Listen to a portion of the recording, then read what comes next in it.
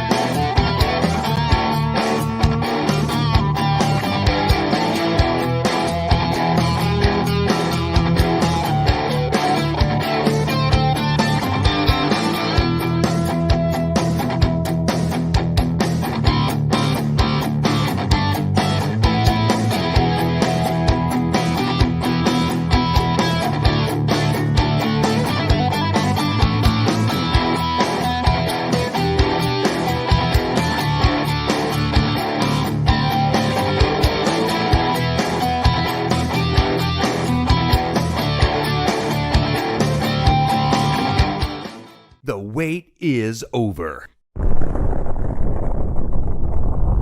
Let's get this thing started. Go!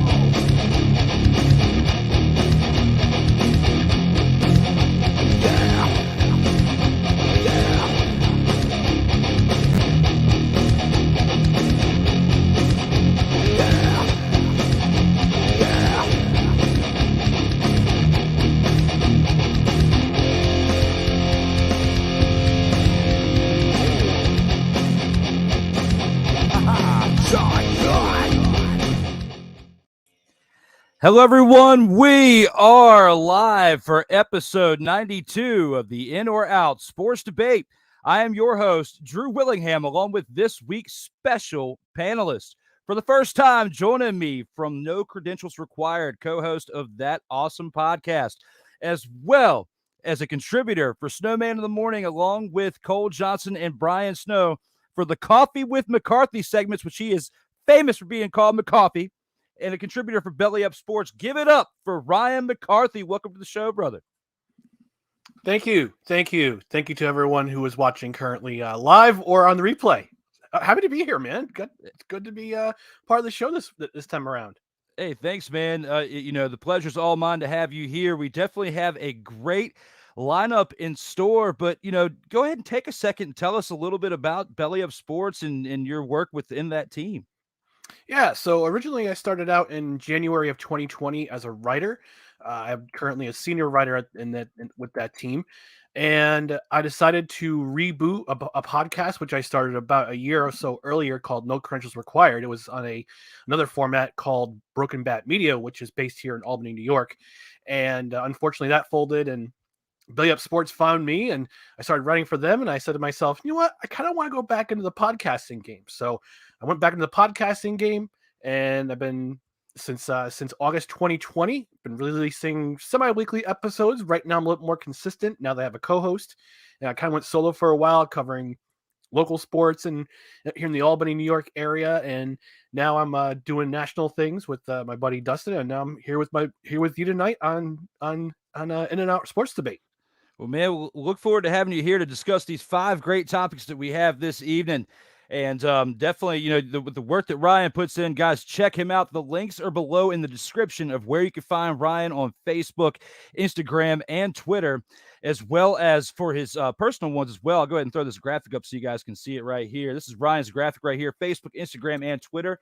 You can find him on No Credentials Required right there as well.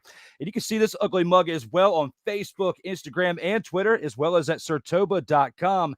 And the audio plugs for this show on these audio platforms right here, as well as SIRTOBA.com, where the struggle is real to be awesome on Facebook, Instagram, Twitter, and YouTube. But before we get started, Ryan, there's every episode we have to acknowledge, just like Roman Reigns says, acknowledge me. Within the WWE, we have to acknowledge the Vault of Fame. Acknowledge me.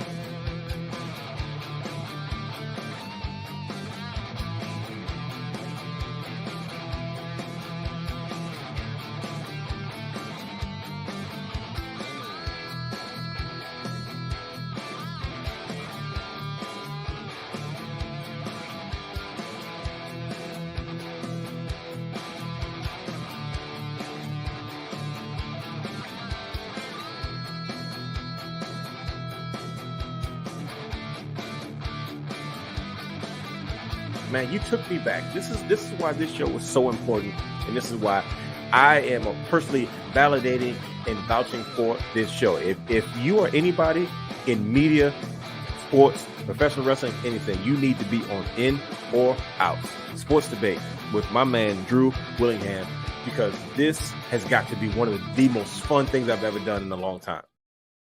Ladies and gentlemen, that right there is the In or Out Sports Debate Vault of Fame, which again you can listen to on these audio platforms right here in your face, as well as at SIRTOBA.com, where the struggle is real to be awesome, as well as Facebook, Instagram, Twitter, and this new YouTube channel, which I love all 68 of you right now who have subscribed to this channel.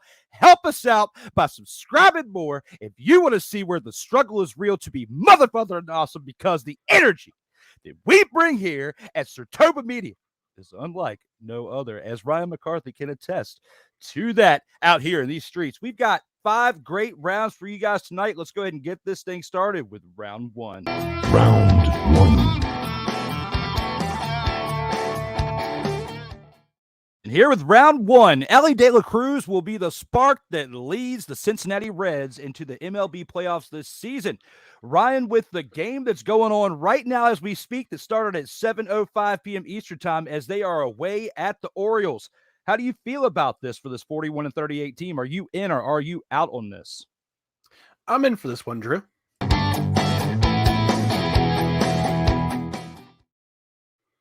All right, as you see that formerly chunkified face of mine, the beard's come out a little bit. I'm a little slimmed down from that version of Ryan McCarthy. But yeah, I'm in. Look, and it's not exclusively because of Elly de la Cruz that will be the spark. Now, let's go back in time. Let's go in the Wayback Machine. To May 23rd. The Reds called up Matt McClain from the minors. Now, Matt McClain, if you don't know his history, he was originally a draft pick of the Diamondbacks, the Arizona Diamondbacks, back in, let's see what year, the first round of the 2018 June amateur draft. But he went back in 3 years later and became the Cincinnati Reds 2021 first round pick. He gets called up, and they go on a 5-game heater right afterwards. Currently, he's batting .317 with 5 home runs. They were kind of already starting to turn the corner after McClain was called up. Now, we come to June 6th, and Elly de la Cruz is called up. He immediately puts a fire under the rears of the Cincinnati Reds. They take 2 out of 3 from the Dodgers. Then they go on an 11-game heater. And on top of that, Joey Gallo returns from injury. And he hits 2 home runs. Joey Gallo, baby. He hits 2 home runs the first night he's back. The night that de la Cruz hits for the cycle. The first Cincinnati Red to hit for the cycle since 1989. Eric Davis was the last Cincinnati Red to hit for the cycle. Now, there is one thing about the Reds that they have the advantage in order to get to the playoffs. They're playing in a very weak NL Central division. St. Louis, who everybody thought was going to be the champions this year, they're a trash fire. The Pittsburgh Pirates, after a really hot start, they've cratered down to earth, although O'Neal Cruz is coming back very, very soon. That will help their offense. Yes. The Chicago Cubs, I think they're eventually going to be useless again by September. And we don't know what the Milwaukee Brewers are. We don't know who they are. We don't know what they are. Usually, if they're in first place or the second place or the third place, we don't know what they are. Now the Reds' offense they're getting fun to watch. Their big question is really pitching. If their pitching can hold up, if they can grab an extra arm before the trade deadline on July 31st, I think they'll be in good shape. So yeah, I'm totally in on this conversation. Absolutely. And we'll definitely agree with this one as well. I'm in too. I'm not sure if I heard you say 11 games, but or not. I thought it might have been 12, but the 12-game winning streak that this team went on during this past month, up until this past Saturday, when they got beat by my team. I can't even get upset about that because my team is the Braves. But until they saw the Braves this past weekend, they were on that 12-game winning streak, and they were, at once below 500, now above 500, and in second place. They were 1 game out from first going into today. So being 1 game out in your division. And, tonight you face a Baltimore Orioles team that, has been kind of lackluster at certain points, but they're 48-29. They're still 7 games better than you in the win column. and have 11 less losses. 9 less losses than what you have. So still, they're a lot more positive in the more positive direction than the Reds, because had Elly De La Cruz came up a little bit sooner, it might be a different story. They might have a little bit better of a record. Who knows? But timing is everything. He might have needed all that extra time that he had in the minors this year to get to where he's at this point. He might have needed those at-bats, the conditioning, and what was about being a part of AAA to get to this point. Because keep in mind, he was in AA up until this past season. He was in AA, working his way on up the minors that way. Only 21 years old, very young kid out here playing baseball right now. Still has a very long career ahead of him. Born on January 11th, 2002. It is wild to be talking about someone at that age playing at this caliber level in the major leagues at this time. And for the Cincinnati Reds been a joke for a while. Ryan brought up the name Joey Motherfather and Gallo, which if you think about his time in New York, everybody laughs so hard when you think about his time in New York. Joey Votto. I meant Joey Votto. Joey Votto. My God. Because I was about to say, when I heard the words Joey Gallo's with the Twins. My apologies. When I heard Gallo, I just started going off. But yes, Votto is the one that's in the Reds. But for a second, I wanted to go off with Joey Gallo just because you said the words Joey Gallo and the way that he played. He was a superstar. Hell to the no, to the no, no, no, no. Hell no, to the no. And just like the words of Bishop Bullwinkle, no, he was not a superstar. I was being facetious when I said that. It's sarcastic. But when you think about where this Reds team was before, Elly De La Cruz joined this team and was called up, they were playing like a bunch of dumpster Pelicans. They were playing terrible. So when I put it all in perspective, he's been the spark that's got him to this point. He will be the spark that leads them into the playoffs if they continue to play as well as they have been. Now, beyond a playoff berth, first round, wild card, whatever it is, can't guarantee anything because, again, they are the Cincinnati Reds, and it takes more than one player to get into the position to be in the playoffs as well. You got to have the other 8 pieces around you, the other starting 9 as a whole, working great. So depending on how things go as a whole for this team will depend on where they land at the end of the season. It's not going to be up to one person, but some of the other pieces around him have been stepping up and playing well, but he's been leading it with the spark. Oh, absolutely. I don't disagree with you. Look at this roster. This is not a roster that's built for power. They're built for just get on bases. Jonathan India is a proven second baseman. He's been stepping things up in the lineup too. But I think it all comes down to pitching. And you look at this pitching lineup here. I don't see, other than Luke Weaver, there's not a face or a name on this roster that I can tell you right away, that guy's going to be a star. They got to step it up. They have to invest in pitching somehow. I mean, if they do the same thing, they bring up somebody like a De La Cruz or a Matt McClain from the minors, and he absolutely lights things up as a pitcher, you could definitely say a contender. But then again, you're in the NL Central. The NL Central and the AL Central this year are the NFC South are they basically like the NFC South last year in the NFL. Anybody can win that division. I don't think anybody's going to be an under 500 team winning the division, but crazier things have happened. But it's a toss-up right now for that division. You got a 4-team race for the NL Central, and I think Cincinnati, if they play their cards right, they could win this thing. We could see some interesting things happen by the end of the season, but it's going to be interesting to see how the chemistry and everything goes because we're only at the midway point. There's still a long season ahead, a lot of baseball left. It's a marathon, not a sprint. Absolutely. The long game. Guys, let us know in the comments how you feel about it. We'll acknowledge those comments at the midway point and at the end of the show. But right now, we're going to go ahead and take this into round 2 and see what we got in store for a little bit of wrestling action for the show. Round 2.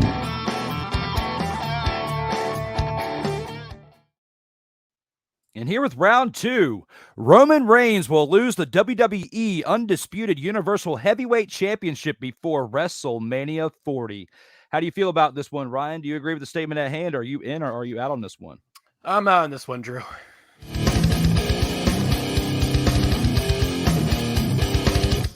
Do tell. All right. So currently, Roman Reigns is in a new angle with the Bloodline Civil War.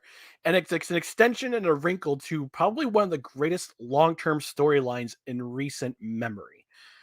He's defended his title 28 different times over the past 3 years. 28 different times.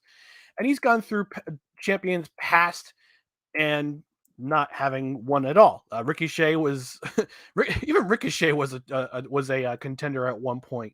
But actually, I'm sorry, it's not Ricochet. Cesaro. Now he's with AEW. But if you look at the roster, I can't really think of anyone on the main roster who could have thrown him right now. I don't know if maybe because creative doesn't see a long-term storyline with another, like they did back in January into March WrestleMania, this year's WrestleMania with Cody Rhodes. But again, he's coursed through just about every single champion, past and present, and I can't see anybody who could really challenge him for that title. Now, they could force another Cody Rhodes angle, and he finally completes his story, but that won't happen unless he wins another Royal Rumble. Cody Rhodes is on Raw. Roman Reigns is on SmackDown. There are, however, 3 guys I could see him get challenged in the future. A, the winner of the Money in the Bank match, and please God, please don't let it be Logan Paul. Drew McIntyre, provided he's going to force Roman Reigns to drink Prime. That's what's going to happen. So, Money in the Bank match winner. If he gets his contract situation finally settled, Drew McIntyre, he could challenge him again. And my last contender, Solo Sikoa, who could betray Roman and challenge him down the line. But right now, with this no challengers, I can see dethroning him now. I don't really see him dropping the title before WrestleMania 40 in Philadelphia. Okay, well, it's going to be interesting to see how your side pans out. But you disagree that you think he will lose it before WrestleMania, and for the sake of debate, I'm going to say 11. Let's go. Come on, man. This story, how much further is this story with the bloodline going to go? I mean, how much further is it going to go? Now you have the civil war that's going on between. At some point, Solo is going to leave. And then you're going to have more contenders coming at you. You've already got main event Jey Uso. You've got Solo Sikoa who's eventually going to break free. You got all these other wrestlers around you. You've also got Cody Rhodes who's trying to complete the story. And depending on how things turn up for SummerSlam will depend on the angle for that. Yes, more than likely I'm going to be wrong on this one. And he's going to actually hold it until WrestleMania and drop it to someone more notable. But it's not going to be Dwayne "The Rock" Johnson is what everybody hopes. Ugh. But I'm thinking that if The Rock comes back for WrestleMania 40 and they wrestle each other, it's not going to be for the Universal Championship. And the match itself will be bigger than the actual title match. So what's the point of him going into that WrestleMania and holding the actual title hostage? Because his character at this point is actually being very hypocritical to what his character was before the pandemic and before he got sick and had to step down when he was going against Brock Lesnar, who was the part-time champion, the part-time Universal Champion. And he was all upset about that. And he was saying those words. Go back and look them up on WWE Network. I'll plug that real quick, and their YouTube channels, because you probably are watching on YouTube right the father right now. When you think about all that and you put it all in perspective and you have WrestleMania 40 looming on, unless you're going to drop it to a big name, which by WrestleMania 40, because you want to hype it up, because it is the 40th edition of WrestleMania, if you are going to drop it at that point, do you face Cody 2 years in a row and complete the story after a full year-length run of him being back on the card, healthy, and working his way up to that point? I don't know. But what I can say, for the sake of debate, because McCarthy was out, I have to be in, because we can't agree on everything on this show, and I have to bring my power and entertainment with this. So those of you out there watching are inner mother, father, entertained when it comes to wrestling topics, because this is an entertaining topic. And we want to keep it as such. So with that, I give it back to you for a rebuttal for a second to go with my shenanigans. You'll see, I wouldn't mind an angle of Cody again, as long as the story gets completed. But the thing is, when he was in AEW, Cody was never the champion. He made it. I think it was one match against, I think it was Chris Jericho. It was a second title match for Chris Jericho. If he lost to Chris Jericho, he could never contend for the title again. Now, his father for AEW, yes. Yeah. Now, God rest his soul, Dusty Rhodes never won a world title in WWE. And I would love to see his son win the title in WWE. Dustin never won the title in WWE. I think he was an Intercontinental Champion and a European Champion, if memory serves correctly, but never was the World Champion. I would love to see someone in the Rhodes family line win a WWE title. I wouldn't mind if it was Dustin, if it was Cody. Dustin's in AEW. Sorry, I wouldn't mind if it was Cody. If they could do it before Mania 40, that would be great. I don't see it happening, but I would like to see that story completed. Yes, I don't know how they're going to do it. WWE creative is going to be creative, and Vincent Kennedy McMahon is in the wings, looking to do some screwing around like he always does, like he did with the ending for SmackDown last Friday night. Absolutely so. And when I think about all this, and it's not going to be Cody before WrestleMania. I feel like if anything, if there's any title that Cody wins between now and then, it's going to be the World Heavyweight Championship from Seth Rollins. They can maybe intertwine with the story they had before he got hurt or whatnot, and coming back and all that good stuff. And that's possible because Seth Rollins now a movie star with all his acting gig stuff. So, he might. I don't think he's going to quite pull away as much as Roman is, but it's funny how he has less time away for these acting gigs, and he's making more of an influence in his role than what Roman Reigns did when he was with The Rock in that the Fast and Furious movie or whatnot. So when I think about all that stuff, it's mind-boggling in that he's still going to be the workman's champion over there on Monday Night Raw. So yeah, he's a great worker. I do have to say, before we take our first break, Drew, I'm looking at the 2023 Money in the Bank men's match. And I'm going to read off these names, and you tell me which one of these names could possibly challenge for the title. Okay. Ricochet, Shinsuke Nakamura. He did hold it once. He did hold it once. Actually, no, he didn't. No, he won the World Rumble. He lost the WWE Championship. He won the WWE Championship once, but not by Money in the Bank, though. He has Money in the Bank, though. Okay. So LA Knight, Santos Escobar of the LWO, Butch from the Brawling Brutes, Damian Priest, and God forbid Logan Paul wins Money in the Bank. Austin Theory's not in it? Austin Theory's U.S. champ. That's right. But I mean, I thought he did compete in it last year. Well, he competed in the Elimination Chamber this year. Watch Logan Paul win it and try to take the championship from Seth, since they had that ongoing thing last year. Ooh, that might be, because I could see that happening. Or he's not going to win, but he'll challenge for it. Because remember how he had the title match against Roman? Yes, at Crown Jewel. Yeah. So when you think about his match against Roman, he already had the feud with Seth. Okay, so they could try to intertwine that past history, depending on how they talk about. Triple H's reigns within creative might not be as much anymore, that he might be losing his reigns within creative and lose a little bit of control. And depending on how true or not that is, we'll see how these storylines unfold throughout the rest of the second half of the year. Yeah. And I'm hoping that they don't, like they've done the last couple of years with Money in the Bank cash-ins at Money in the Bank during that night. I mean, last year was Liv Morgan winning against Ronda Rousey by the most devastating move in all of sports entertainment, the surprise roll-up. Shout out to Simon Miller. But I want to see a storyline with the Money in the Bank cash. I want to see a storyline kind of build. That's something I miss in wrestling. You have too much instant gratification with the storyline. You kind of want to see something build. You want a story to go far. That's why I'm craving. I'm a storyteller myself. You when you're a storyteller, you crave good storytelling. And I want something like this to happen. This will be interesting to see how things pan out between now and WrestleMania 40. Will Ryan be right? More than likely. Will I be wrong? More than likely. We'll see how this topic goes. Let us know in the comments as we get ready to take our first commercial break. And then after round 3, we'll acknowledge the comments as well. We'll see you guys here in about 2 minutes. SIRTOBA Media, where the struggle is real to be awesome. This episode of the In or Out Sports Debate is brought to you by Peanut Butter and Jealous.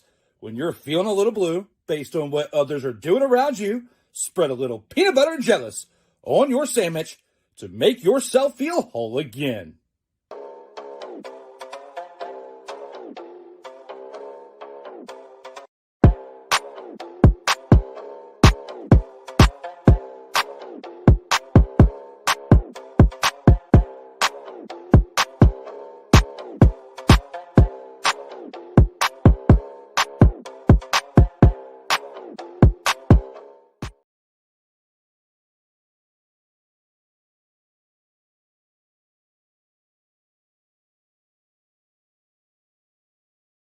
And now, a word from a non-accredited sponsor. Howdy, everybody. This here's Super Kick Samson here to tell you about my spicy fried chickens. You hungry? Come on down to my store, get yourself a country plate of some spicy fried chickens. A couple sides, some sweet iced tea to go along with it, and you come on out feeling a lot better than you came on in. Get yourself some spicy fried chicken. Got some questions? Call 1-800-FRIED-CHIMPKIN. Again, 1-800-CHIMPKIN. That's 1-800-244-6546. Again, that is 1-800-244-6546. You hungry? Call now. SIRTOBA Media, where the struggle is real to be awesome.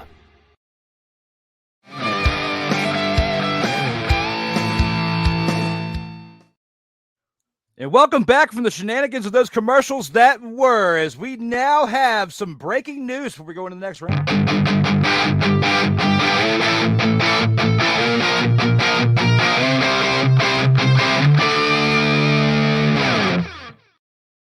And that motherfather in breaking news is this. Next Monday, because next week is 4th of July, next Monday, 7:05 p.m. Eastern Time, Kyle Nash, Studio of the Game, returns for episode 93 of the In or Out Sports Debate. But today we are here for episode 92, as Mr. McCarthy, Ryan McCarthy, is here for episode 92. We've gone through two great rounds. Guys, let us know in the comments how you feel about those.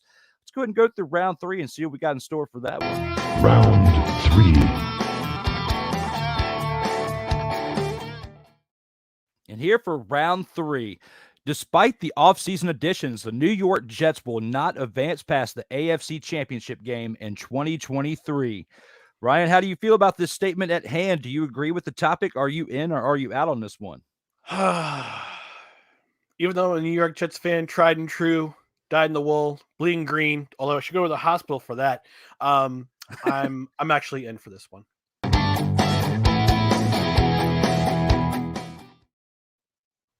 So I broke this down in the Brian Snow show, my guest appearance in the Brian Snow show last Saturday. I was asked about the realistic chances of the New York Jets this year. And I said if the Jets can either break even or go 4-2 in their first 6 weeks of the schedule before the bye week, I think they have a very good chance of making the playoffs at the very least. Now, they went 6-3 going to the bye week last year, but after that disastrous offensive performance against New England in New England, where they had literally 2 offensive yards in the second half. Thank you, Zach Wilson. They won only 1 game after that, and they missed the playoffs once again. Their defense has the potential to be the best in the league next season. They were already top 10 this last season. They're looking to get better. Their offense is going to do a lot of different things with Nathaniel Hackett as the OC. Now, the primary objective for the Jets is to keep the prized possession, Aaron Rodgers, as Cole Johnson calls him, the ayahuasca sipping, darkness retreating, toe picking space cadet, upright, so he can get the ball out of his hands to his receivers. And he has some of the best. He has Garrett Wilson, reigning offensive player of the year, arguably going to be their best offensive weapon this coming season. The biggest problem for the Jets over the last 5 years is their offensive line. And the offensive line still has some questions, particularly on the left side of the ball. And they'll be facing some of the best defensive pass rushers in the league this season. And if they can't do their best to keep Rodgers upright, it's going to be another long season, at least offensively. I have faith. That the new offensive staff can get the best out of their personnel. But there are too many good teams in this league, in this conference. The Chiefs, defending champions, the Bengals, the Buffalo Bills, who are in their division. You still got some solid teams in San Diego, who I've jokingly called their head coach the Aaron Boone of the NFL, because all he relies on is analytics and not touch not touch. But there's still some good teams out there. Miami's a decent team. They just need to shore up their offensive line. Their defense is pretty solid. There's a lot of good teams out there. I think Cincinnati, Buffalo, and Kansas City are too good right now for them to be overtaken. Now, I wouldn't say that. I would say that an offense and a playoff berth is not out of the question, but I don't see them getting to the conference championship at least this year. Yeah, it's going to be interesting to see how things pan out, but for the sake of debate, I'm out.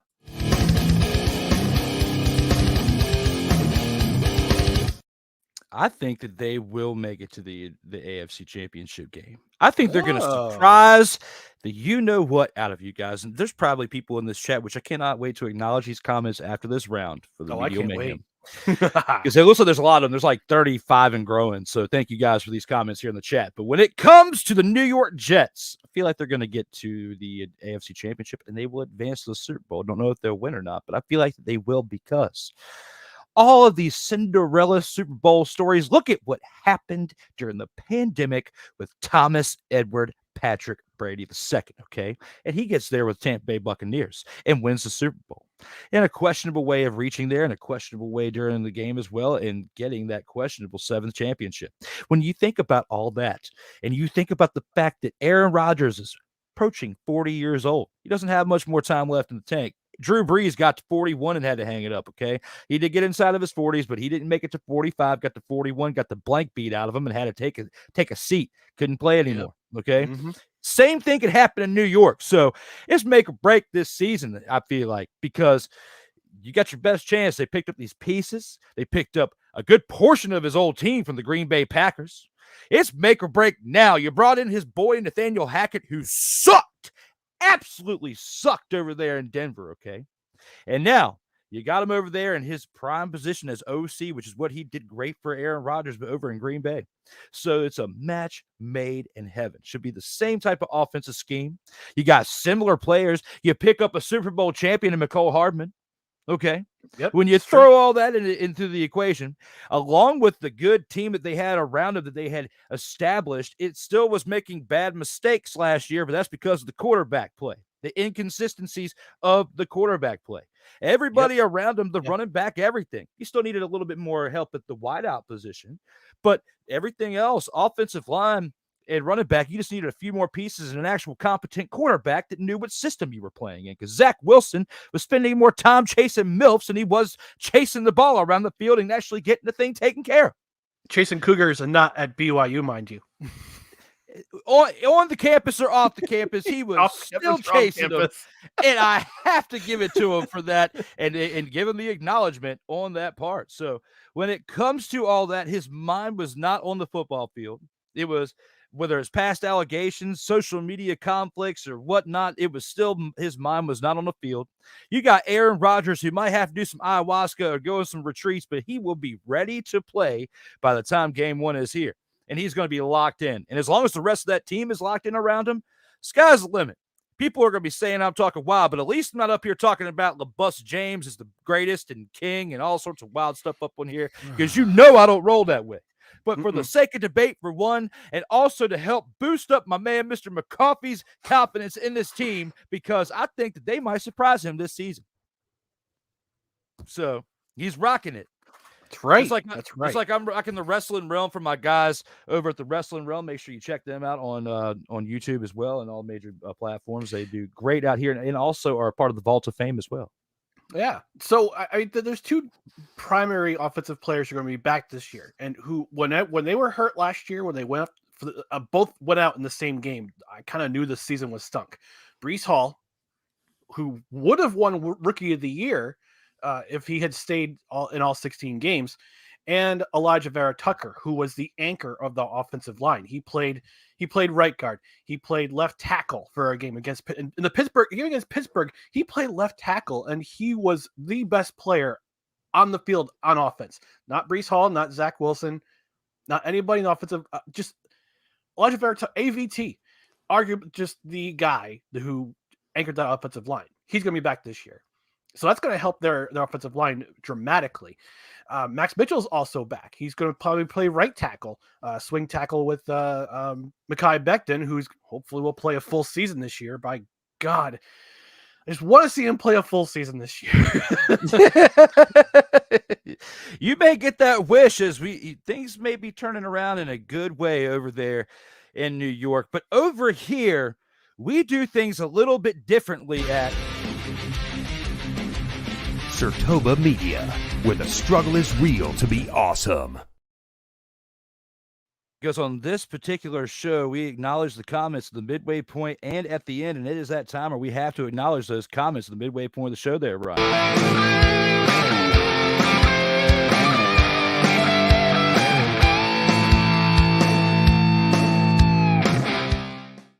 Ladies and gentlemen, I'm digging the music, my man. Is that you?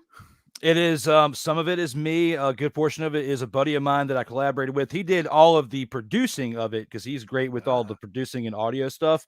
He Cool. also does my voiceovers for it. But every single piece of music on this particular show, except for the part with the SIRTOBA background comes in, that was all produced by Cole. So I'm not sure where that music came from. Everything else, so 98% of this show is produced by either myself or my buddy of mine. It's all homegrown music. So that's why awesome. This show is so special to me. It's my number one baby, my number one project that I started with, and it's kept me going for 3 years. Started it back in June of 2020, and just glad to still be here, to be able to do this with everything that we've discussed off the air, and I've discussed enough on there that I'm just happy to be back talking sports at this point. But guys, that's super cool, dude. We've got 50 comments almost out here. You guys are lighting it up in the chat between all these platforms. Thank you so much for being engaged, and I love to see what you guys got to say. They love themselves some McCarthy. They do, man. They do. And in this time frame, because last week was great too. So I got to skip the first few comments because Deets wants me to acknowledge those at round 4. After round 4, so when we come back for the end of the show comments, we'll acknowledge that. We'll start off with Ike doesn't give a fuck is in the house. Says, "What's up, fellas?" Joseph Raymond on Facebook says, "What up, boys?" Hey, Joey Raymond. It will always be top of the vault. Yeah, he will always be top of the vault. Yeah, I guess. This is my first appearance, Mr. Raymond. I'm coming Joseph, for you. I'm the ladder.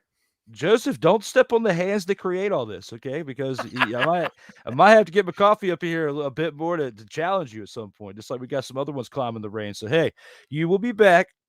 But watch it out here in these streets. Mickey Delaney says, "Hi, Drew. Hi, Ryan," as he's loving the show. I appreciate you being there, Mick. He was filling in for Snowman last week and did an awesome job. Thank you. Both McCarthy and myself filled in last week, and Ryan did most of it. He did like 3 days.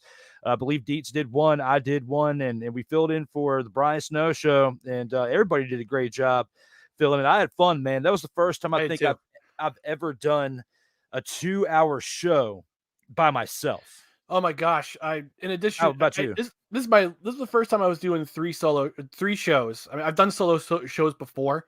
By Saturday, after the Saturday brunch episode of No Credentials Required, my vocal cords were a wreck. So I was trying to go into a silence retreat for the rest of the day on Saturday, so I could go live on Monday. But no, I had a lot of fun. Thank you, Brian Snowman, for going on vacation so I could get some reps in, do some solo shows, and improve my own skills as a not only host but also producer. So this was an awesome time. And Mickey, thank you for the comments. I really do appreciate it, and thanks for watching. I'll label Mick as the comment cop because Ike is one of them. I guess Ike likes to troll sometimes, and he'll be out here trying to keep Ike in his lane, and I love it. I called him the comment cop on one show, and it's stuck ever since. He's double C up in these streets. So, Mick is double C, and I appreciate you being there, Mick. Officer Delaney, we have a troll in the chat. Copy. I need to find my old walkie-talkies. Try to come up with a sound effect for that too. You just give me an idea, Ryan McCarthy. Stay tuned, guys. Ryan McCarthy man just gave me another idea for this show. I can't help it. I'm an ideas man. I can't help it. Our man Sick Diggy is in the house. Says, "What's good, everybody? We'll appreciate you being here." Sick is part of the Snowman in the Morning crew. Watches all the stuff on Snowman Multimedia, and definitely follow me over here to SIRTOBA. I greatly appreciate it. Thank you for subscribing to being part of the viewers out here on the show. Joseph and Mick looks like they talk back and forth. Elly de la Cruz is friggin' legit. The MLB needs to pay attention because they have a superstar on their hands. I don't disagree with that. Yeah, Joseph knows exactly what's up. Joey covers baseball, and he and I have discussed baseball a lot here over the past couple of years. And I will say this: if they're going to choose one highlight to base their superstar I'm on, that triple that he got for the cycle on Friday night, where he just exploded out of the box after he hit that ball, that's got to be a highlight that's going to be put in the highlight reel for any commercial that endorsement he gets. Yeah, because some media outlets are treating it like this kid came out of nowhere. And if you were doing your homework right, which I got to give credit to Rob Johnson of Legacy Maker Sports Network, because he has been talking about Elly De La Cruz for a while. I've seen him talk about Elly De La Cruz way before any of the major news outlets are really covering him, since he came and made his big splash. Gotta give a shout out. My hat's off to Rob for that one. So, the In or Out Sports Debate brought to you by Chicago's own Southside Slapbox Academy. Let the scrapping be slapping. Always love them. Sick. In association with Camel Clutch. With the Camel Clutch. Come on. Oh, there we go. Camel Clutch Wrestling Academy. Yes. Either we make you champions or we make you humble. Rest in power. Rest in power, Shiki baby. Yes. Rest in power. Just recently passed away. Made a big impact on the sport known as professional wrestling. Yes. Entertainment. Because he started Hulkamania. He helped start Hulkamania. If you want to watch a great documentary, watch Sheik. It's a great documentary about his fall, his downward fall, the spiral. Then he comes back and he's a Twitter personality. He's a podcast personality. It's a great story. It's a great story. Great documentary. It really is. It really is. And I've definitely checked it out as well. You guys, if you haven't, make sure you tune into that documentary, because if you want to know more about Shiki, it's definitely all available in that documentary. But not right now. Keep watching here. Yeah, right now. Not right now. Yeah, stay tuned here. We still got a couple more topics and some more shenanigans coming your way. If you want to be he's talking about becoming friends on Facebook. I didn't even want to repeat that one from Mick. I'm sorry, Mick, but you got to plug somewhere else. Is it me, or does Drew Willingham remind anybody else of John Smoltz with his beard? Oh, are you throwing fireballs? Yeah, I could. I up until the health scare stuff, I was technically still playing semi-pro professional baseball. I'm a coach. I'm assistant head coach on the team now. Went from player coach to that role, so I appreciate it. My team just lost this past weekend. We're 7-2 now, but we're second place. If the season ended now, we in second place and have one of the 2 first-round buys, because the first 2 teams get the first round bye. So we're sitting okay right now, but we only got a couple more games left in the regular season. We've got to tighten up out here on this field. So that's right. Joseph said he switched to YouTube just so he could say hi to Ike. Joseph gets the yo from Ike, doesn't give a fuck, followed by Joseph in the house. I'm in on Roman Reigns dropping the title before WrestleMania 40, so he agrees with me on that one.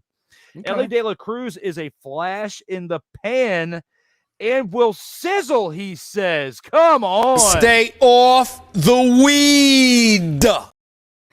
Officer Delaney. We have a troll in the chat. Officer Delaney, you copy. What? He said we got a troll in the chat. Copy. What? You've got a troll in the chat. What? Don't get flat-footed, Officer Delaney. Let's go. Come on, Ike. Ike, The Rock said it best. You should know your role and shut your mouth. Absolutely. But you know what? I got a feeling that if we confronted Ike out there in the streets, say if for this situation, that Mick was the comment cop pulling him over, I feel like Ike would do this, Ryan. You're tripping about the whole situation. Let me get my husband on the line.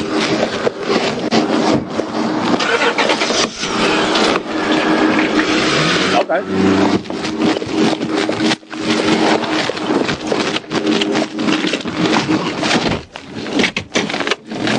321, 325. 325. I got one gun. Run away from the pay. Yeah.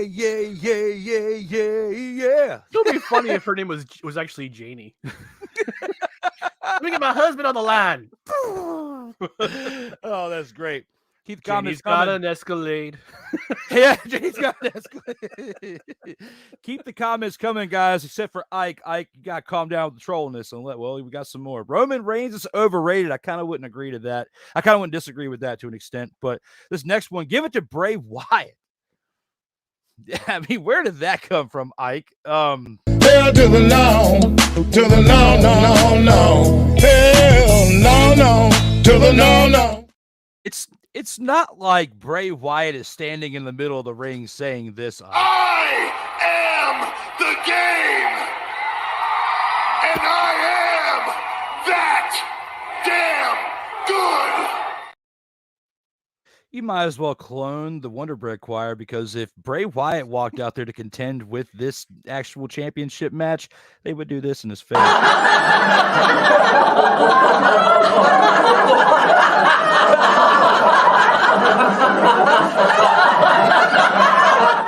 Give it to Bray Wyatt. Get the father out of here. Even Mother Hubbard.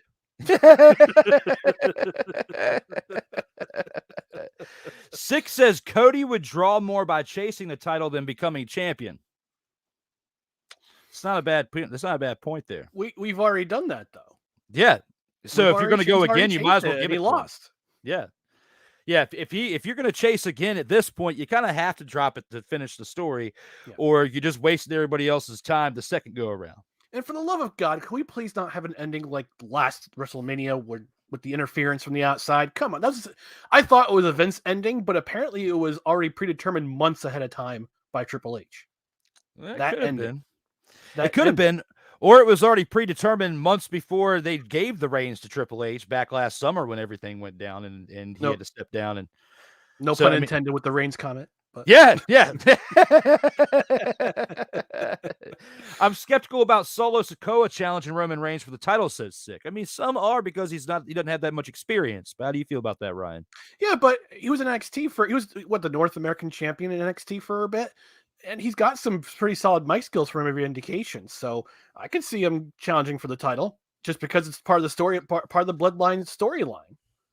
Absolutely. I mean, it wouldn't be bad, because at some point he's going to have to see what's going on with his brothers and realize, like, they've been it longer than he has. And if they're willing to step away and turn on him because of the way he's been, his outburst, no pun intended to what I'm about to read by Sick Dicky, but when you think about the outburst he's had, the negative effect on the entire tribe itself, I mean, unless you bring in some of the other Fatus from the actual indies, or his cousin Lance Anoa'i, who's been on the Kayfabe Express show. Shout out to that, ping. But when you think about all that, I mean, I don't think who else would be a part of that Bloodline story other than the Usos, who are now leaving, in Roman Reigns, and have it as big as it currently is. Mm-hmm. Yeah. So the high-strung outburst of Drew Willingham are brought to you by Mini Sleazeball Subs. Don't beat the meat. Don't toss the salad. Just enjoy the subs. Sick Dicky, man. Sick of the head, Sick. Yeah, you very much are there. That's why it's called Sick Dicky. he is, man, but it's entertaining and it's professional at the same time. He teeters a line very well with what he says. I appreciate his push that envelope. Exactly. I appreciate his humor, man. So Seth Rollins still has unfinished business with Finn Balor. Yes, he does, which is what we're going to see at Money in the Bank. Definitely. Absolutely. We're going to see Seth Rollins have a great match with Finn Balor, and Seth Rollins is going to win that match, but he's going to put over Finn very well. Oh, for sure. I mean, they have some unfinished. I mean, Finn Balor has some unfinished business with Seth Rollins, because Finn Balor became the first Universal Champion, had to give the title up the next night at Raw because he got his arm torn off, basically, and reset it and tore his labrum in the process. So yeah, he's got some. They both have unfinished business, and I think it would be great if Finn Balor became the heavyweight champion. Yeah, because what Ryan's talking about is when Finn Balor won the Universal Championship, he was the first ever Universal Champion for the inaugural match determined between Seth Rollins and Finn Balor. Seth hurt Finn. Finn had to take the bit of time off to heal up, and he had to forfeit the title the very next night on Raw. Was only champion for a day. I believe what happened was that Finn got buckle bombed into barricade, and instead of hitting the pad on the barricade, it hit his shoulder in such a way that he separated his shoulder, and then he popped it back in. That's when he tore his labrum. Yep. And, ever since that moment, he hasn't really been pushed that hard, because he's had Intercontinental and U.S. Championship reigns. But as much as they want to say it's the secondary title, it's not as meaningful as it used to be back in the day. It still has meaning, but not quite as much meaning. Well, don't forget he was one of the challengers to Roman Reigns and lost. He's one of the 28 challengers who lost the title match, and he also challenged Brock Lesnar before Survivor Series in 2018, and lost that match. So he's had a couple of chances to get the title back. Unfortunately, it hasn't been in the cards, but this is a new era in WWE, I hope. And hopefully, if justice prevails, Finn Balor will be champion once again. Yep, absolutely. It'll be definitely interesting to see how that pans out for WWE going forward. We have our man Wise El Jefe in the comments saying hello, gentlemen. And his mention is LA Knight. I guess where we were talking about the Money in the Bank part was with our pick of who it was going to be. LA Knight is a part of that as well. And even though he's 39 years old, I was watching one of his interviews the other day. He brings up a very good point. LA Knight may be 39, but he hasn't been banged up that much in the past. He's taken very good care of his body. He hasn't spent really any time on the shelf unless it's been pre-planned and pre-planned time off. Taking very good care of his body. Hasn't been through the ringer like everybody else who's been climbing that WWE ladder for many years. He did stuff and was able to play it safe. And even though he was making more money over at Impact as their world champion as Eli Drake before he came back onto the NXT brand, he's his hardest work he's really put in has been this time between NXT and now. And when they kind of slapped him in the face, or old Vinnie Mac did with the whole Max Dupree gimmick as the maximum male models, as he was the actual manager for the maximum male models. To be able to shift back to LA Knight, Triple H did a really great job of bringing him back to the character that he helped build for Eli Drake, aka LA Knight, over at NXT. So it's going to be interesting to see how this pans out, because if you want to ask me who the real chance of winning the Money in the Bank outside of this whole Logan Paul potentially getting it to beef up on the whole Seth Rollins feud right there, I think it's LA Knight, because they want to make up for the time he's due. They want to make up for lost time, and like you said, he's over. So I feel like you got to give it to him. I may have watched that same interview because he was doing a workout with Sheamus on the Celtic Warrior workout. Yeah, and he mentioned that he's always kept his body in great shape. He's never torn a muscle or a tendon or a ligament when he was wrestling. Knock on wood. He keeps himself in great condition. So yeah, I mean he's in it for he's been in the business for a very long time, and I hope he gets his due at some point. And he's over right now with the fans, and he's supposed to be a heel. He's supposed to be a heel, and he's super over with the fans. It's like Stone Cold all over again. Not quite to the level, it's organic. but it's organic. But the point that it's organic and the way it's happening, it gives you a similarity and reminds you of it. But it's not quite the level. But to have that in today's society where kayfabe is almost dead, it's great to be able to see that today. So that's awesome. Yeah. And how fun is it to see Maxine Dupree as the manager of the Otis of Otis, Jack Gable and Otis, the Alpha Academy, goofy wrestling for life, baby. Ike comes back with peanut butter and jealous during that commercial time, I guess during that break. Yeah, Ike, I know you love that commercial. Some people out there are peanut butter and jealous. Someone likes it extra chunky. Absolutely, don't gargle on it, please. And I thought I had some insane ads, says Sick. Yes, you do. Don't you even try to play like mine are more insane just because of the Chimpkin, okay? You know, I am concerned about the 100 Chimpkin because I dialed it the other day, and all I got was some woman breathing really heavy on the line and moaning. So those still exist?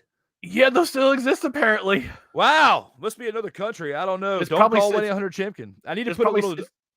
probably some lady in the... Yeah, probably some lady in the backwoods of Arkansas or on that other line, sitting on her couch. Hey, I do have a disclaimer up there before this says, but I need to have a little flashing one that says "Don't actually call." Like, don't call it out. Kind of like the "Don't try this at home" thing for wrestling. I'll do something similar to that. It was spicy chicken, but of another kind. Yeah, extra spicy. There it is. Extra spicy. Yeah. Wise says he wants episode 99. Well, brother, I can make that happen. You said you want 99, and we've got a definite plan. It'll be within the next month and a half. So we'll definitely talk very soon. I'll keep in mind that you want 99, so we'll definitely roll with that. I have a prediction for that episode. What's that? I say for the greatest athlete who's worn 99, he won't say Wayne Gretzky. He'll say Aaron Judge. Oh, God. Wise. Wise, I'm still recovering, bro. Don't make it don't give me too much now. No, I'm just kidding. I'm sure if it's Aaron Judge, I'm sure I'll be able to work with it. We'll be all right. It's the Jets. Need I say more? They won't even make the playoffs, says Joseph Raymond. Do you think that's a bit much there, Ryan, considering their upgrades this offseason? It's a skosh much there, Joey. Yeah, I think so. Damn! Come on.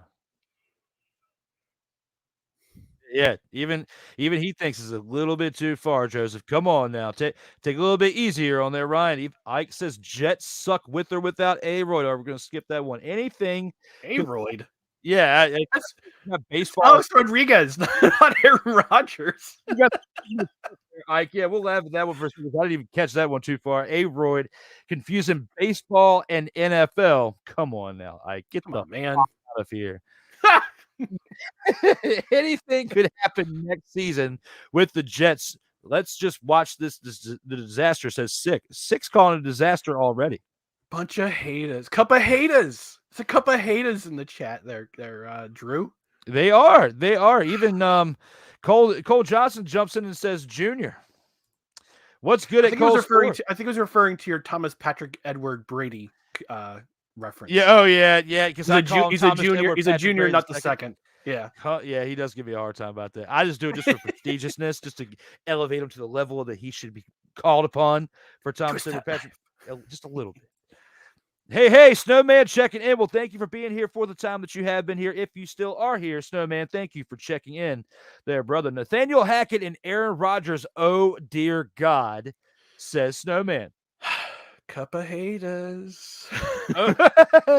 How hacky is Nathaniel Hackett going to be this coming season? Well, he's not a head coach anymore. He's offensive coordinator. And I've pretty much said this on Snowman. I've said it on my program too.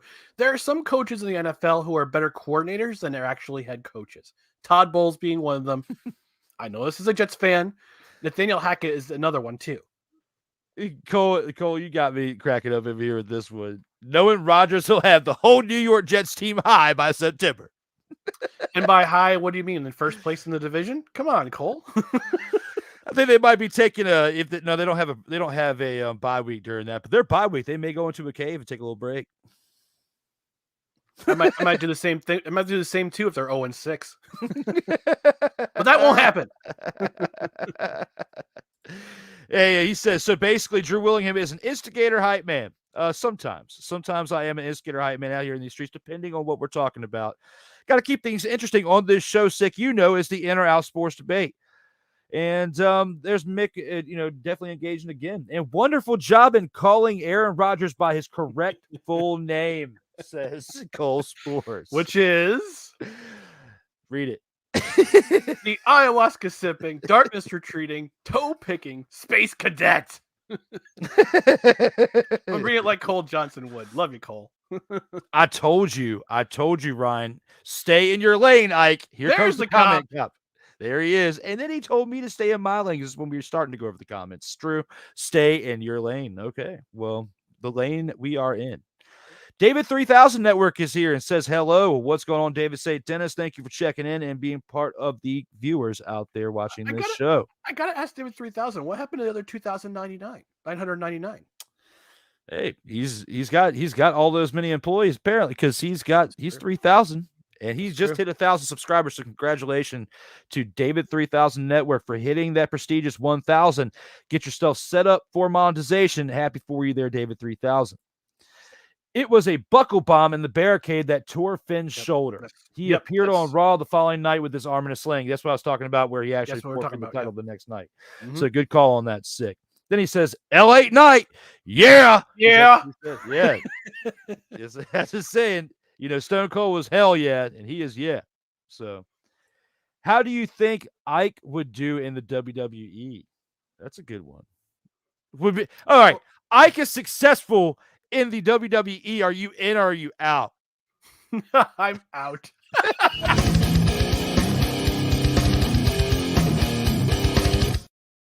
I mean, for all we know, he could be like 6'10" and 300 pounds of full chiseled muscle. For all we know, or he could be 5'2" and chunky dunky. we don't know. For that, I'm also out as well.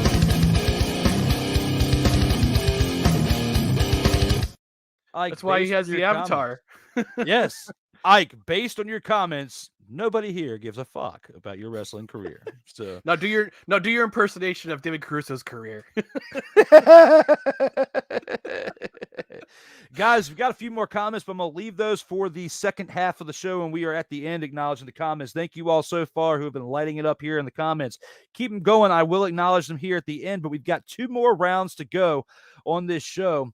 And for the next one, we got to take it to the By the Numbers segment for round 4. Let's go ahead and see what we have in store with this episode 92. Round 4.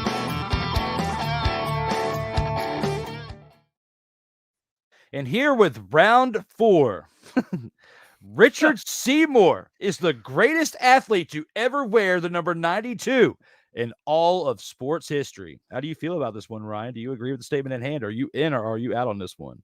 Yeah, I'm out.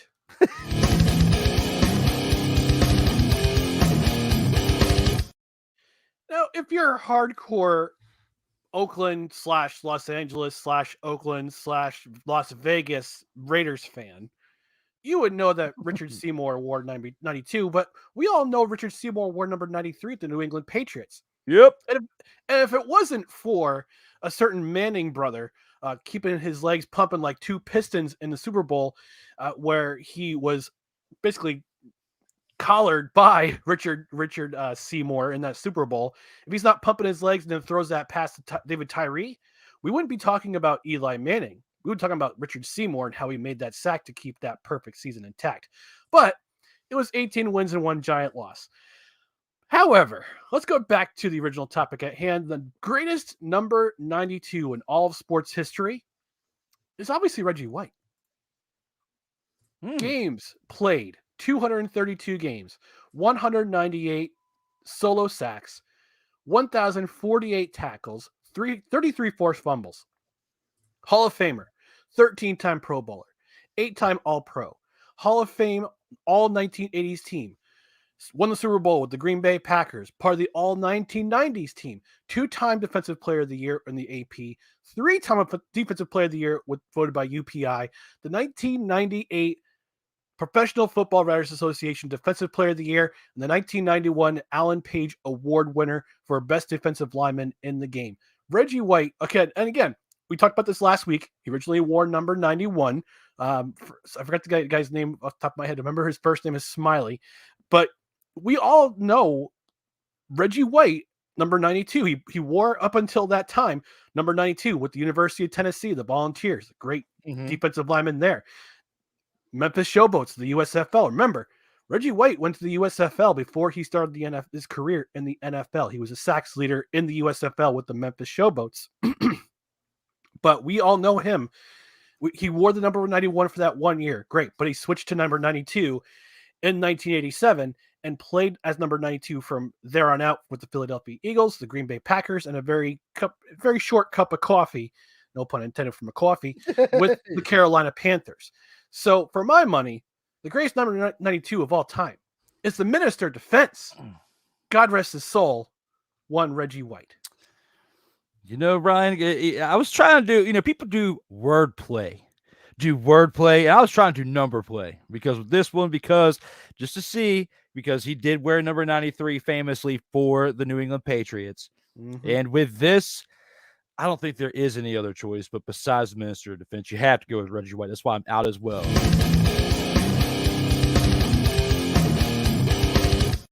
I had a feeling that we were going to agree on this topic here, which is why there was a little bit of shenanigery is what Dwayne Allen of the wrestling realm likes to call it, shenanigery. So because of that, I've adopted the name. So that's what I was doing earlier within the show. For this part, it would not make any sense whatsoever, and all credibility would be lost if I actually decided to go with anybody else other than Reggie White, in my opinion, because of all the stats that he just named off, especially not only being a Super Bowl champion, but being a 2-time Defensive Player of the Year in 2 different decades, and especially leading up to his original retirement, because he won the NFL Defensive Player of the Year, then retired. And then he didn't play at all for 99 and then came back that last year with the Carolina Panthers. Now, a lot of people want to talk about that because they want to remember him with his time with the Green Bay Packers, of course, just like a lot of people want to remember Michael Jordan for his time for the Chicago Bulls and not with the Washington Wizards. So similarity to 2 different sports, 2 different situations, but they're both great at what they do. So not only that, but a lot of things when you think of his time in the USFL before he even came into the league, when he played with the Memphis Showboats in 1984 and 1985, and being a part of some success there that helped lead him to getting back into the NFL stature. But money spoke everything at that point in the early 80s. And when you have two different football leagues, and at that point, he had a better opportunity to make more money in the USFL than he did the NFL.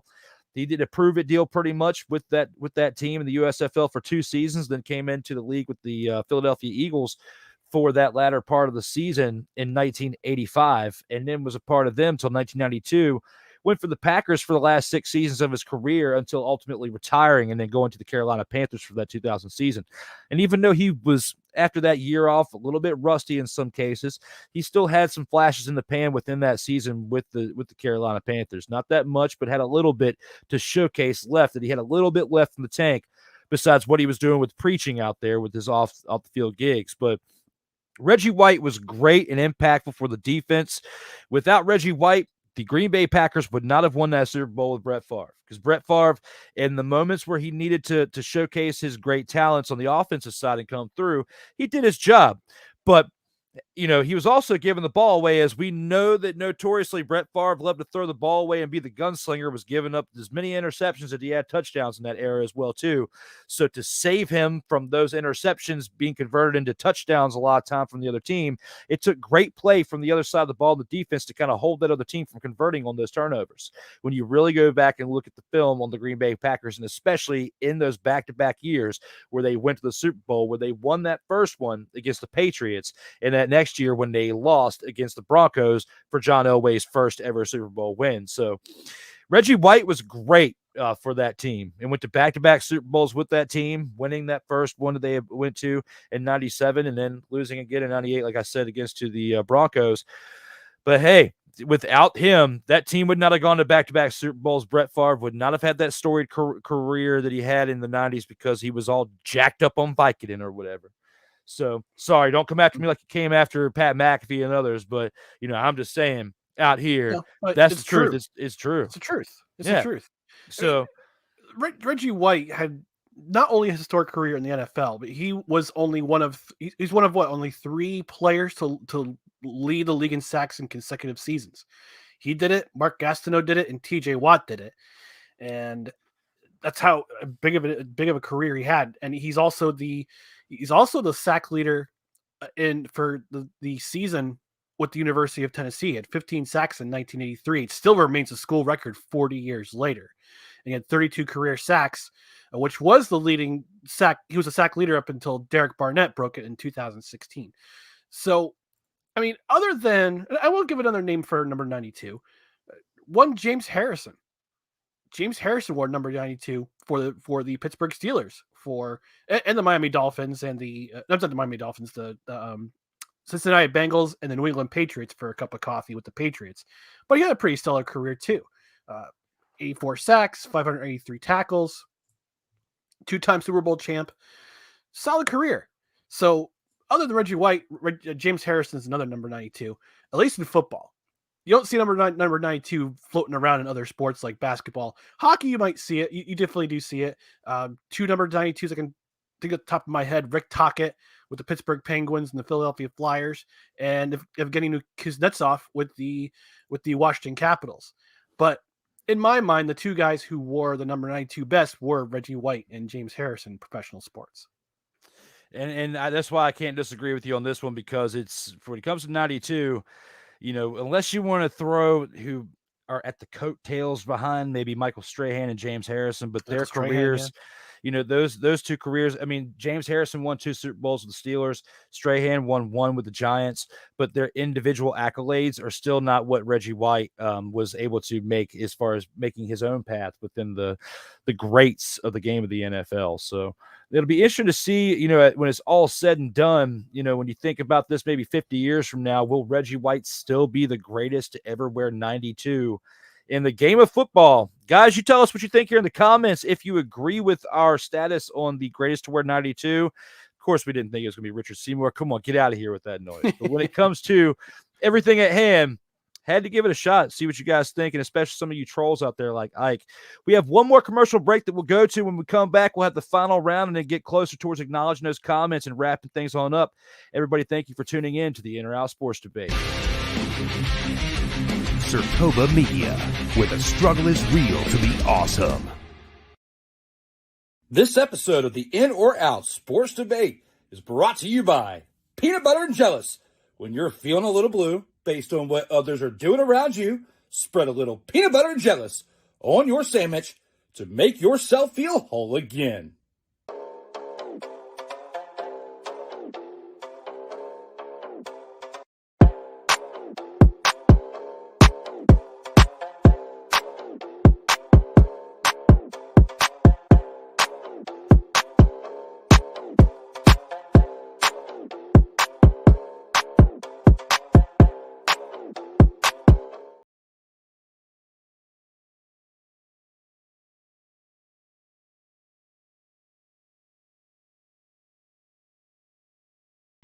And now, a word from a non-accredited sponsor. Howdy, everybody.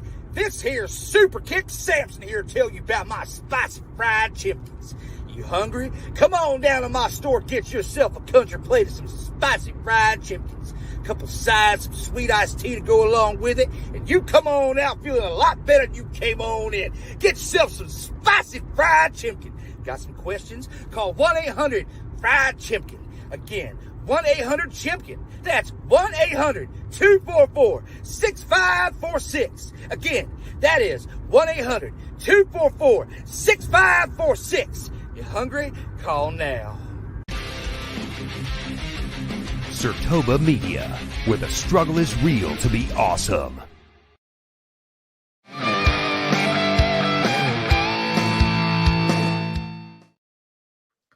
Ladies and gentlemen, welcome back to the In or Out Sports Debate, episode 92, here with Ryan McCarthy, as we've gone through 4 great rounds here on this show, and we have another one left in store when it comes to the final round. Let's see what we got for that one. Final round.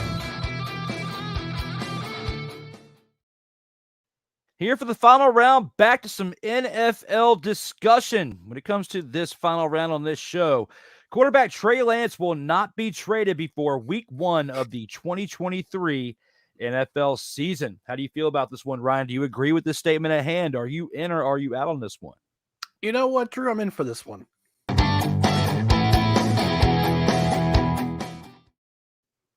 Now, I'm going to say I'm in for 2 reasons. First off, Brock Purdy's timetable. Second one is we don't know which version of Sam Darnold we're getting. And I'm a Jets fan. I'm familiar with Sam Darnold. Either he's lightning a bottle and he's awesome, or he's seeing ghosts. We don't know which version of him we're going to see. And the 49ers used an investment of draft capital to trade up to get Trey Lance in 2021. John Lynch still feels justified in keeping Lance around, kind of like how Joe Douglas is just trying to justify himself in keeping Zach Wilson around, another 2021 draft pick. Now, he wants to see, probably wants to see what he can do, what Trey Lance can do. And if Darnold fails, is Trey Lance going to step up? This is not like baseball. NFL's not like baseball, where you can call up a pitcher and he automatically, magically shores up the rotation. No. Right. The franchise drafts you. They put their hopes in you, and you better do what they want you to be. You better become what they want you to be. Now, my other question is, who's going to want Trey Lance? And the 49ers are not going to trade him to a team within the conference. And it just seems like every team in the AFC has the quarterback they want. Although with Miami Dolphins, you never know what that situation with Tua. But it's a really difficult trade market for the 49ers to send Lance to a team that may shelve him behind an already established quarterback. But I think for me, it's probably the best for the 49ers to keep Lance as a contingency plan should Sam Darnold do Sam Darnold things, or if Brock Purdy's out for a longer timetable than it indicates right now. Yeah, I mean, it's definitely not a bad take on that when you put everything in perspective on how this team is going to operate.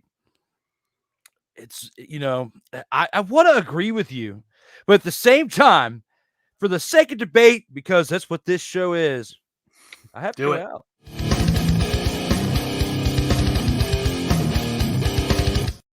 I disagree for several factors, maybe not several, but enough to disagree on this topic right here, Mr. McCarthy. Because Do it.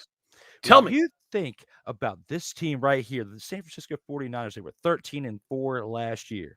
How much did Trey Lance contribute to that? How much did he contribute to their success on the field? Because it was mainly Jimmy G. Hold on. I'm doing the math on this. I'm carrying the one. I am nothing. So you think of the fact that they were willing to let go of Jimmy G, but he came back on a backup veteran deal pretty much to help out Trey Lance. Trey Lance gets hurt. Jimmy G steps back in, not expecting to do what he did, and helps lift this team to where they started off really, really hot. Then Brock Purdy, a third stringer, by the way, which you already know that. Everybody who's watched football last year knows that. But Brock Purdy comes in and decimates his opposition by looking like he's a seasoned veteran of the past 4 years, playing better than Nick Foles did when he led the Eagles to an actual first championship there in Philadelphia under the Super Bowl era. Okay. So now that you've put all that into the equation, had Brock Purdy not got hurt last year, had Brock Purdy not got mother father hurt last year, that team might have gone to the Super Bowl. I don't know if they would have won, but they might have made it to the Super Bowl, and then this whole thing wouldn't even be a debate. But the biggest thing that's holding Trey Lance back right now is the fact that he hasn't been traded already. And they've been shopping him around a little bit. Some reports said they haven't been shopping him around that much. It's pretty obvious that they should be shopping him around because you already signed Sam Darnold over the offseason, as you mentioned earlier, and as others have mentioned up until this point. He fits well within the system. It's just a matter of what you're going to get because he is a little bit of damaged goods at this point in his professional career. So when you got Brock Purdy, who has already proved it in the short time that he fits great within this system, and he should be able to recover well from the type of injury that he had and with the care that he's had thus far. Then you've got Sam Darnold, who can maybe carry things a little bit, help keep things going for the first couple of weeks if Purdy isn't ready to start the season quite yet, maybe has to come back by week 3 or week 4. You really want to hold Trey Lance and his contract that entirely long, which I get it. Having 3 options at quarterback is better than having 2 in some cases. But, the amount of money that Trey Lance had started with against the cap because he was such a high round pick, you got to think about trying to move that, try to get something for it, or maybe at least getting that cap off of there by making the move. You might not be able to get the type of draft compensation that you want, but you might be able to get that salary off your books to where you can invest that money in other departments because you feel like that quarterback position is so locked up. I'm not saying that it can't or cannot happen. That it can or cannot happen because Ryan brings up some great points, and a lot of people are going to lean more towards what Ryan said. But I at least have to tip the cap a little bit to the other side, and for the sake of debate, actually come up here and debate a topic, which I've been doing that very well throughout the show. But you have to, at least when it comes to this equation, think about both sides because both sides of this exact equation right here are very likely to happen between now and before the start of the season. While you were talking, I had one possible trade target in my head, but I think it's a bit far-fetched. Baltimore. Why do you say Baltimore for him to back up Lamar Jackson? Because Lamar Jackson, they locked him up over the offseason. I could see that if they didn't sign him. They did lock him up, but you got to remember, these rookie deals are pretty on the cheap. Even if he's a high draft pick, like Trey Lance was number 3 in the draft in 2021. The rookie deals are still pretty cheap in the NFL. I mean, unless the rookie's a complete standout and he goes off and he gets a big contract extension. But the value of the contract isn't as high as a veteran player. So you could take some time to bring in Trey Lance to an offense. Now, I don't know who the offensive coordinator is for the Baltimore Ravens. I can't. Oh, that guy from Georgia. Can't remember his name. Oh, I could vision him, but I can't. He was offensive coordinator for the Georgia Bulldogs the last 2 years. I can't remember his name off the top of my head. Todd Monken. Okay. Yep.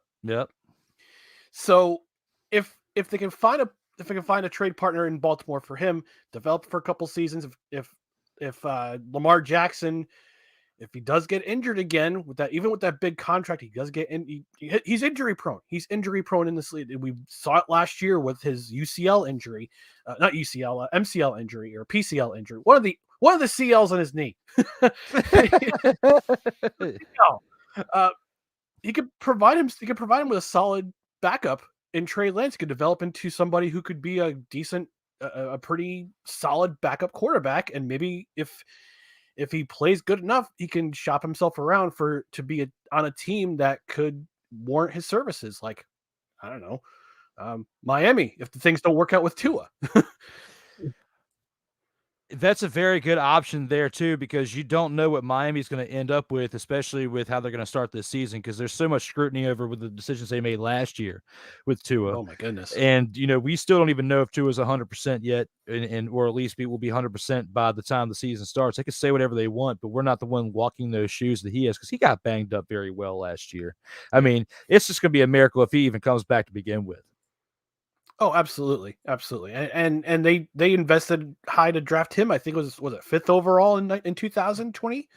So you're looking at, and it would be ironic if Trey Lance would be traded or released or somehow winds up in Miami. That's who the 49ers traded with to get Trey Lance in the first place. So it would be interesting to see what kind of where he winds up. I still don't think he's going to an NFC team. I think he winds up with an AFC team. It's just gonna be a matter of who really wants him. God forbid he winds up in Cleveland behind Deshaun Watson. Football purgatory right there. Oh goodness. If a team, depending on if they don't believe in him or not, but a team that really needs to invest in their future because Baker Mayfield isn't the answer in Tampa Bay could make a move, try to bring him in there if they believe in him. But I feel like, again, if they did that, they would have already made that move because they knew Tom Brady was out the door this season. Their cap may not even be able to be at the point to where they can afford to bring in that kind of contract because of the moves that they made to build that Tom Brady team over the past few seasons. So and the problem last year for the Buccaneers wasn't quarterback; it was offensive line. They had too many injuries. Ryan Jensen, particularly, he was the rock of that offensive line. He winds up tearing his knee in the preseason, and he's gone for the season. And they had issues all season long. So the problem wasn't quarterback; the problem was offensive line. And it's going to be the same way this season for the Tampa Bay Buccaneers. Yeah, but I don't feel like that's going to be the fit for him, but it'll be interesting to see what happens between now and week 1. Guys, let us know here in the comments if you feel that he will or will not be traded before week 1 of the season, and we'll get to those comments here in just a little bit. But it is that time of the show as we get towards the end that we have to acknowledge something for the Vault of Fame. Acknowledge me.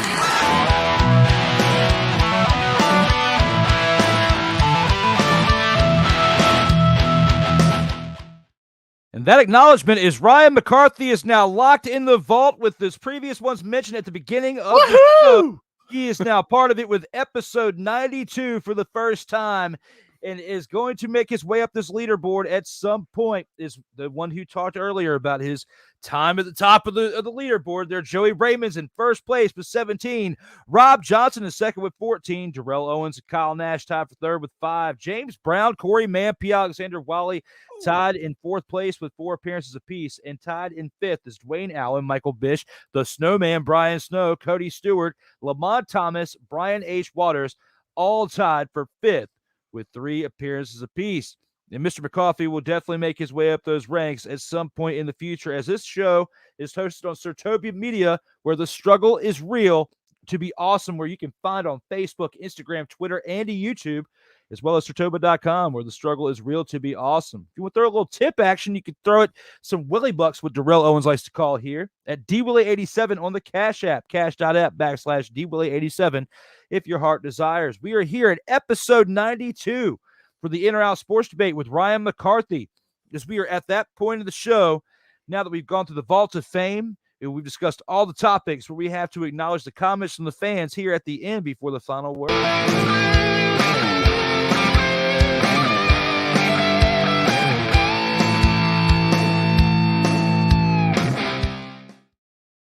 And the comments from the fans are this, and they have gotten a little quieter since the last time. We got a lot of action before we got into that last part, but we left off with how do you think Ike would do in WWE? Sick came back with a woman from Arkansas, hopefully someone not related to a Clinton. I think that was coming back to my 1-800 Chimkin comment. I may have dialed the wrong number now that I think about it. So Cole says you must have dialed a 976 number. Call 976 Chimkin.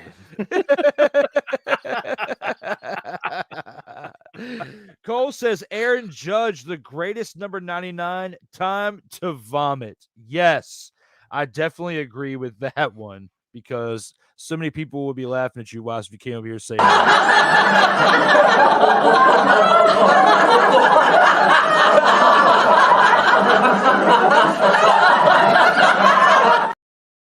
He might have someone better in mind, but we'll see. We'll see what happens when we get to number 99 because I got to bring Wise on for that one now. We all know that Ryan McCarthy is originally from New Jersey, but he is a certified G like Enzo Amore. I'm not only a certified G, Siggy, but I'm also a bona fide stud. Enzo Amore, you gotta love that. And you can't teach that. It's a shame that what happened to that tag team, man, because him and Cass were big in NXT, and they just took a dump on him. And then with Cass opening his mouth with the politics, it's really what screwed him all up. Well, not only that, but I believe allegedly he had some substance abuse problems too, and he was dating Liv Morgan and cheated on her. No, Carmella. It was Carmella. No, Carmella was dating Cass. Enzo Amore was dating Liv Morgan. Yeah, she was dating Cass. Yeah, no, Enzo Amore. What happened with Enzo was he was cheating on Liv Morgan, which was dumb. And then he gets booted, and Cass was still around, but he gets booted because the politics and what happened with the bad breakup with Carmella, who's now with Corey Graves.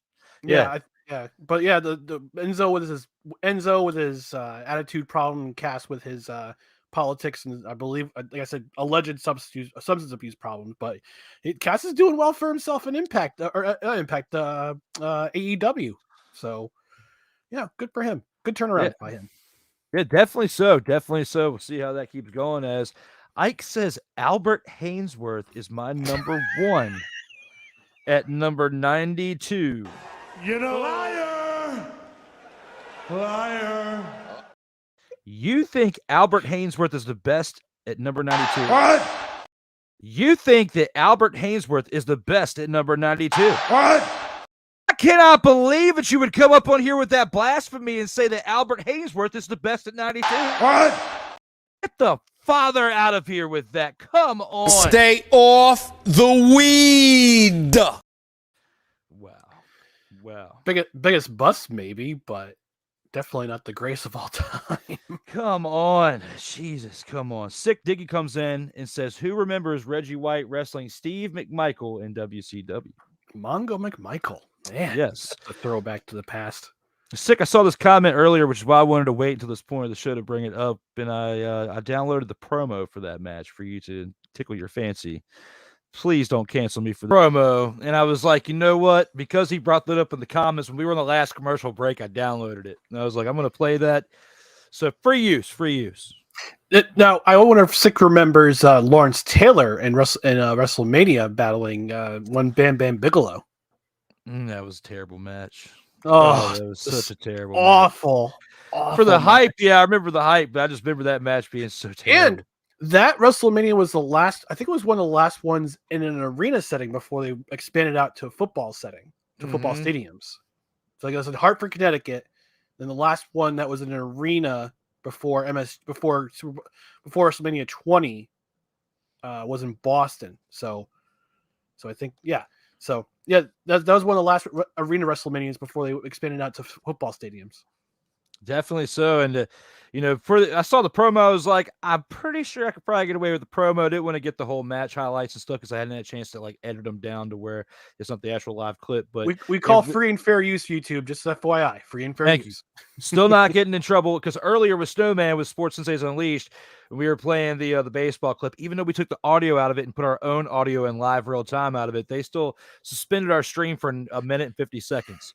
So come on, MLB. Hopefully Snowman gets the edit done in time before he sends it to WQEE for tomorrow's airtime, because I was like, Snowman, if you don't, then it's going to be almost 2 minutes of blackout with talking. So, but we'll see how that goes with that one.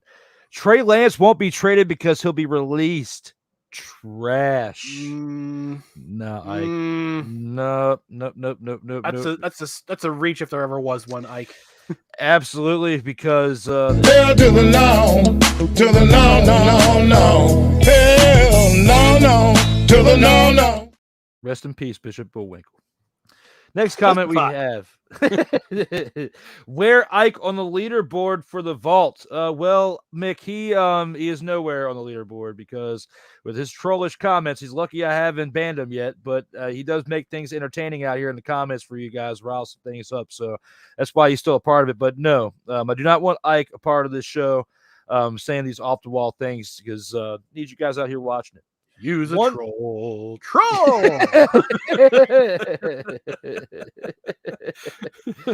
One word that doesn't describe Ryan McCarthy is spelled SAWFT. Soft. Because that was their saying between Enzo and Kaz. It was absolutely with that upside down microphone that he used to do with the leopard print and stuff on it. Man, that guy was funny. Enzo Amore is currently an MLW under the ring name Real One. Yes, he definitely is. Alongside Lance Anawahi, who was on episode 3 of the Kayfabe Express with myself. Go check it out if you haven't. Did pretty good. There was it got like 500 views. I think that could be based off the Bloodline name and Lance Anawahi as well, because he's definitely no stranger out there in the wrestling ring and has been in WWE before on a couple short stints. Mm-hmm. But he will make his way back up to where he wants to be, as he's currently doing great things in MLW. Cass is an AEW under the ring name Big Bill. Before that, he was W. Morrissey on Impact Wrestling. Yes, you're absolutely right. They haven't do what? Correct. Yeah, they haven't given up. They haven't hung up the boots, even though for a short period of time, Enzo Amore was flirting with retirement. But he eventually did come back out into the scene with MLW and the Indies and has been doing fairly decent. Not quite to the level he was at with WWE, but you may see him on AEW at some point, because AEW is like the XFL to NFL. That's what my analogy I like to compare. So AEW is not going anywhere, and it can be today's WCW if it tickles your fancy. Reggie sucked in WCW. Get out of here with that, Ike. I'm not even going to go any further with that. Officer Delaney, we have a troll in the chat. Officer Delaney, do you copy? Get him, Mick. Oh, wait, hang on. I forgot the beginning of the show. He put these on there because he wanted to wait to the second half because we hadn't talked about it yet. He's at work and saved comments for the number 92 discussion. Says Dietz. Greatest number 92, the bigger financial disaster than Amazon's $1 billion purchase of Rings of Power. Bigger debt than the national debt. Ooh. The man, the myth, the debacle, Albert Hainsworth. To be fair, he was really good as in the Tennessee. It's just unfortunate for your Washington Commandskins, Redmanders, whichever you want to call them, that after he signed that big contract, he turned out to be a colossal bust. Yeah, and I wouldn't say Dietz, because Dietz came back with, I commented first, and Ike was giving my credit. Don't take what we said with Ike's comment as we gave him the first dibs. No, you commented that at 7:01 and 7:02 earlier. So no, you definitely have the credit, my man. So if you hear Dietz say anything on Snowman in the Morning about it, I gave him his flowers if he had checked out a little bit too soon before he heard it or whatnot. When it comes to Sick Diggy saying the Usos and Solo's middle brother is also entering the business according to Rikishi. So, and that is Zilla Fatu, the son of Umaga. Okay. Just because he's entering it now, Solo entered it at a really good time before the pandemic, and it wasn't much before the pandemic, but he was able to get that time and then went into NXT, and they basically honed that story to where it perfectly worked out for his entry last year with the way it did, for his interference under the hood, and nobody knew who it was. And then eventually you see it's like the spitting image of Rikishi, a much smaller version of Rikishi. But, Solo definitely looks a lot like Rikishi, reminds you a lot of him, especially his movesets as well. So for that to be a part of the Bloodline story, I felt like was that edge it needed to keep it going and keep it fresh, as it's been going fresh now for 3 years. So now is Zilla in developmental right now, or is he an independent? That's a good question, Sick. If you want to answer that, because that's something that I honestly don't know. And I follow wrestling pretty well, but I don't know where he's actually at.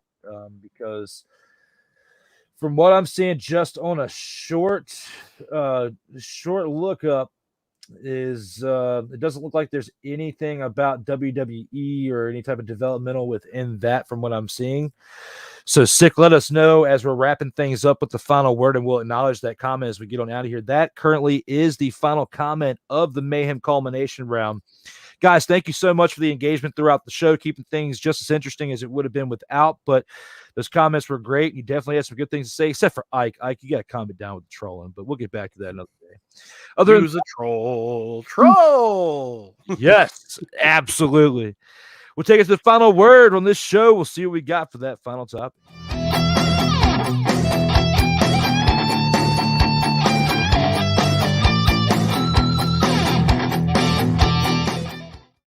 And now for the In or Out Sports Debate's final word, we'll give it to Ryan McCarthy. Out of everything we've discussed on this show or anything in sports life in general, this floor is yours, my man. Go ahead and take it for the final word. All right. Thank you, Drew. I appreciate you. I got two quick things. First off, Antonio Brown, not the clown, but the circus known as Antonio Brown. He's getting ready to get his pants sued off by several players, ex-players, and coaches of the Albany Empire. He is the Fire Fest. He's a walking Fire Fest of professional football because he'll promise you the one thing and not fulfill it on the other side. He came into the Albany area with goodwill to become the owner of the Albany Empire. And after the first week of the season, when they won their first game, everything went downhill from there.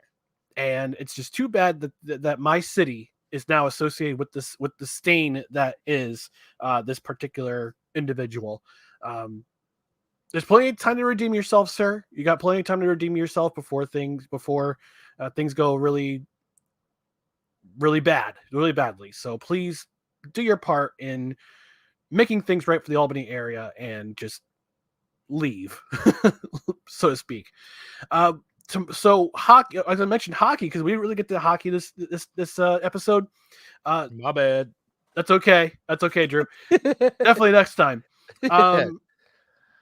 This is going to be a really crazy time of year because we just had the Stanley Cup. We just awarded the Stanley Cup to the Vegas Golden Knights. Congratulations on your first ever Stanley Cup. I know they're the most hated teams in the NHL right now, but it doesn't matter. You're the winner. This is the craziest time of year in the NHL because we're coming up to the draft and trades are going crazy. Players are being moved for cap space. Free agency is coming up next week. It's a crazy time. It's an entertaining time. Tomorrow's the draft. And breaking news, the Chicago Blackhawks are picking Connor Bedard first overall in the NHL entry draft. And this guy's going to be a superstar. I can't wait to see him on the NHL ice. But it's a crazy time. This is the next 2 weeks in hockey are the craziest time of the year between trades, pre-draft trades, the NHL draft itself, and free agency opening up next week. So enjoy it. Enjoy the hockey news, and it'll lead all the way up to October when the season starts again. Now, that was a great final word, between AB, Antonio Brown, and his wildness from what he was doing with that freaking Albany Empire team. I feel bad for everybody involved with that because, with his, and I'll kind of shift that a little bit into my final word with what AB did with that. His heart was in the right place when he first started it because his dad spent a lot of time, his dad had a great AFL career before, arena ball career before Antonio Brown even made it to the NFL and was the inspiration that basically with the work ethic, the drive, which was part of the talents to get AB into the NFL. His dad was a big inspiration to that. Then AB took way too many hits in the NFL to the dome piece, and we were seeing what CTE is in real time and how it can affect you pretty bad because I got a feeling when they see Antonio Brown's brain, when he eventually passes away, hopefully it's not anytime soon, but eventually when it does happen, he's going to have a lot of CTE damage in there, and that's what's probably that along with probably some other activities that he's probably done off the field that I cannot confirm nor deny because I haven't seen it or in some of the reports, but a lot of these players out there are getting mixed up into situations with drugs and alcohol or whatnot that can definitely affect their judgment and their decision making.